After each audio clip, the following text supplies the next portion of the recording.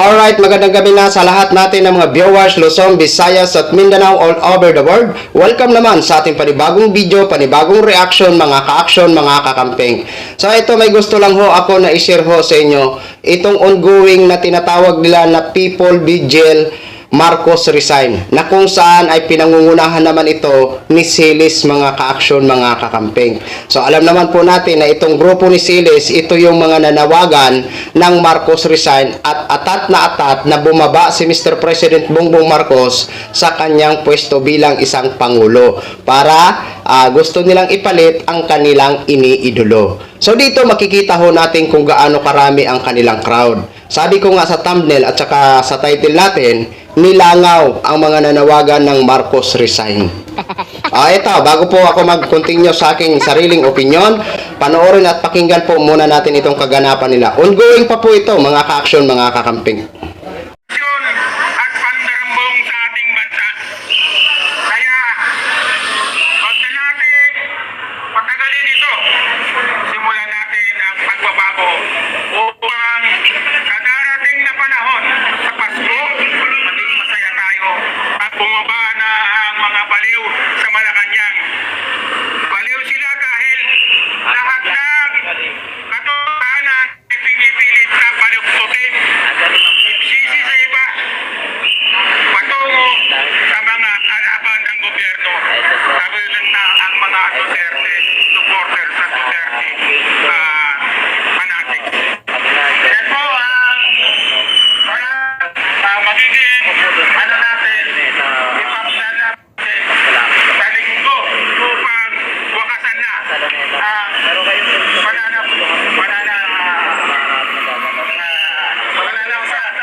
pananalasa ng baliw na pamilya sa Malacanang. Yan lang po.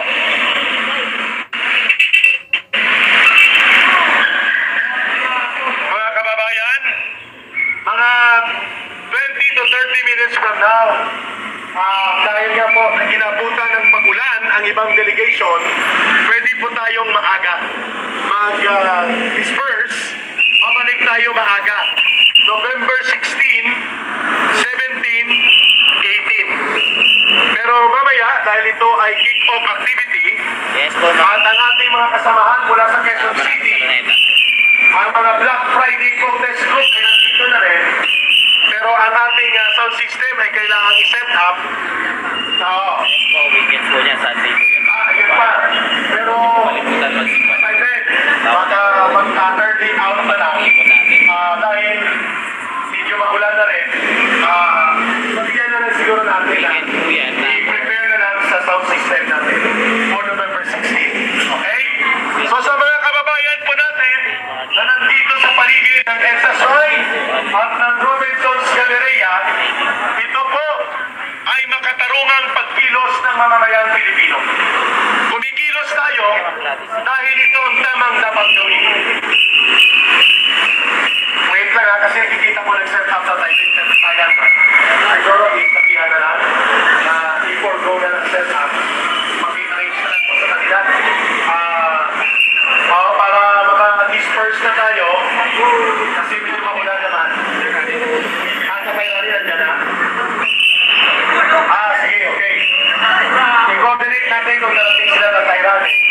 At para ito, pagtitipon pa lang naman, para sa panimulang pagbubukas ng programa sa November 16, 17, and 18. Hindi pa naman po ito ang ating pinakamalaking pagkilos. So, we can have another schedule na mas malaki ang pagtitipon starting November 16. Okay? So, we can arrange that. Okay, sige, kumisi. Ano, bigyan po na tayo. Pero hindi makaabot.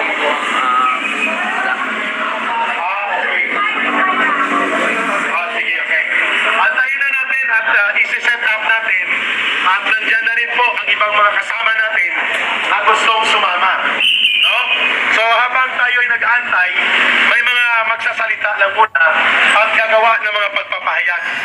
At upang nang sa ganun ay masustain po natin ang programa dito dito sa tinatawag nating People's Vigil. Okay? Ano po ang mga dapat tandaan sa darating na November 16? Number 1, ang ating panawagan sa shrine po tayo dito. Magdala tayo ng pang-ingay, mga silbato, mga kutsara at mga platito, tinidor na mga metals. Pwede po para mga pang-ingay. Para kalampagin natin ang nanalapipang nakatiting na konsensya kung mayroon pa si Marcos Jr. para lumayas na. At ito ay gagawin natin sa pambansang saklaw na pagkilos sa November 16, 17, and 18. So sinusubukan natin ang mga So yun na ho mga ka-action, mga kakamping, no? Napakinggan na ho natin. Sabi ng una na nagsasalita, para maging masaya ang Pasko natin. O anong ibig sabihin nun? Di ba? O, ini-expect talaga nila na siguro ang kanilang target nito, no? Ito opinion ko lang. Siguro ang ano to, siguro sila parang masyado nilang ina-assume na talagang gusto na nila mapababa si Mr. President para maging masaya daw ang Pasko. Ngayon alam na natin ang agenda nila. Gusto talaga nila mapaalis sa pwesto si Mr. President Bongbong Marcos. Sos Maria Joseph. Kitang-kita nyo naman po ang crowd nila. Sobrang dami, no? Sobrang dami ng bangaw. Di ba? Diyan pa lang makikita na natin kung gaano sila karami. Di ba? Kaya gusto nila na makisabay sa mga malalaking rally, no? Kasi kakaunti lang ho sila. Kakaunti lang sila. So, alam natin, 'di ba, naglabas ng pahayag ito si Saldico. So, alam naman po natin na yan naman po ang kanilang sasambitin. Kasi nabanggit doon ni Saldico si Mr. President, si Romualdez. Sigurado, yan naman ang kanilang itatapik dito sa mga Marcos resign na ito, mga ka-action, mga kakamping. May napapanood nga ako sa sa Facebook na tiyak marami daw ang sasama sa rally kasi sa naging statement ni Saldico. Anyway, expected naman po natin yan kasi nga may malaking rally. Kasi malaki ho ang INC. Pero peaceful rally lang po ang gusto ng INC. Transparency, accountability, prayer rally. Yun lang po ang gusto ng INC. Diba mga ka-action, mga kakampeng? Pero kung ine-expect ng iba na magbabago tayo dahil naglabas ng pahayag si Saldico, wag na po kayong umasa, masasaktan lang ho kayo. Hindi naman po kami mga siraulo para agad-agad na makinig kay Saldico.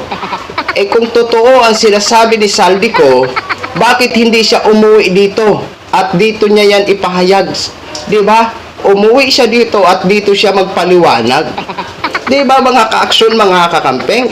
Hindi nyo ba nanunotice itong naging pahayag ni Saldico na kung saan may malalapit na malaking rally. Bakit ngayon lang siya nagpapahayag kung saan may malalapit na rally? Nagigits nyo yung ibig kong sabihin? Kaya tayo mga ka-action, mga kakamping, kahit ano pang sinabi ni Saldico, hindi tayo agad-agad maniwala kasi wala pang kasiguruhan ang kanyang sinasabi. Di ba?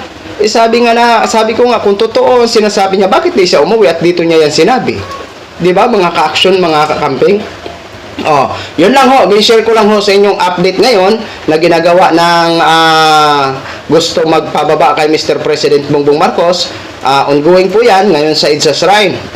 Kaso umuulan. So kaya siguro maaga yan magsiuwian, no? So yun lang. At yan po ang kanilang magiging binyo daw sa 16, 17, 18. So, alam na natin, manood lang ho tayo mga ka-action. Antabayanan ho natin kung ano ho ang mga mangyayari, no? So, maraming salamat po sa ating mga viewers, Luzon, Visayas at Mindanao all over the world.